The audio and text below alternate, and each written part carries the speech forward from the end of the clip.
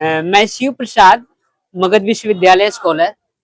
अभी मैं बोध गया महाबोधि महाविहार के सामने खड़े हैं।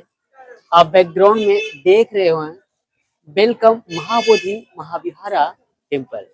और बिल्कुल सामने महाबोधि महाविहार का जो टॉप में गोल्डन कलर का दिख रहा है, वह गोल्डन थाई के राजा के द्वारा वो गोल्डन का अस्त्र चढ़ाया गया है। हम इसी महाबोधि महाविहार के सामने एक बौद्ध अध्ययन के स्कॉलर से बात करने के लिए यहाँ मौजूद हैं। हम उनसे पहले परिचय जानते हैं। सर, आपको हमारे चैनल में बहुत बहुत धन्यवाद है। आप अपना परिचय हमारे दर्शकों को बताएंगे और उसके बाद आप अपने ज्ञान यानी अध्ययन के बाद जो आपने प्रत्यक्ष या तो वास्तविक रूप से जो आपने जाना, सुना कर समझा है, उस पर भी हमारे दर्शकों को थोड़ा ध्यान आकर्षित करने का कोशिश करेंगे। जी धन्यवाद। मैं आपके चैनल के माध्यम से आप सभी दर्शकों को बहुत बहुत साधुवाद देना चाहता हूँ। मैं सबसे पहले अपना परिचय देना चाहूँगा। मैं अभिषेक, बुद्धिस्ट स्टडीज नालंदा महाविहार, नेट जेआरएफ क्वालिफाइड हूँ और बुद्ध की विचारधारा से काफी प्रभावित हूँ।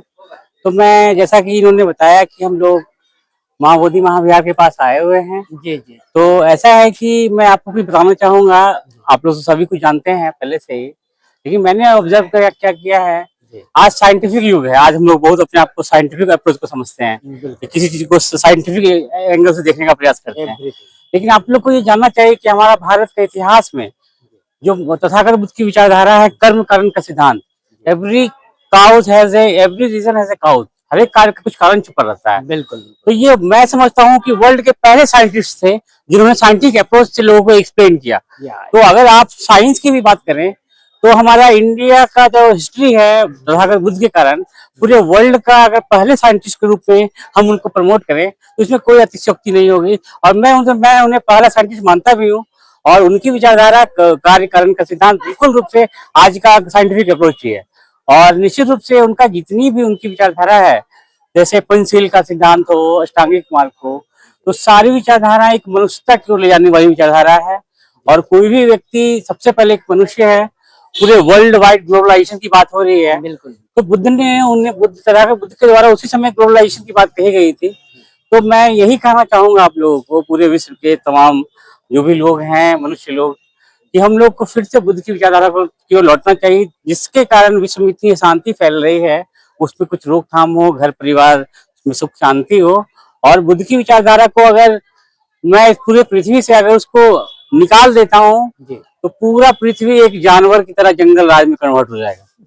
और इतना ही नहीं, अब जितना संविधान देख रहे हैं, हमारे भारतीय संविधान जिसपे चल रहा है, उसमें जितनी आर्टिकल है वो सब विनय पिटक का ही मूल रूप से संकलित किया हुआ आर्टिकल हो। तो विश्व की जितनी भी संविधान है वो बिल्कुल रूप से बुद्ध की विचारधारा ही है। तो निश्चित रूप से बुद्ध एक सामाजिक रूप से हो, ये न्यायिक रूप से हो, वैज्ञानिक दृष्टिकोण से हो, वो सभी दृष्टिकोण के मूल में है वो। तो हम लोग को अपने पूर्व की लाइट को पहचानना चाहिए और इस डार्कनेस के टाइम में अपने आप को उन लाइट के माध्यम से लाइट करके अपने और अपने आसपास के सभी लोगों को लाइट करने का प्रयास करना चाहिए, ताकि पूरा विश्व शांति से रह सके। और सब एक just like a whole family under one umbrella कहा जा सके इसको। बस मैं इतनी ही बातों को से अपनी बातों को विराम देना चाहूंगा और बहुत बहुत धन्यवाद। तो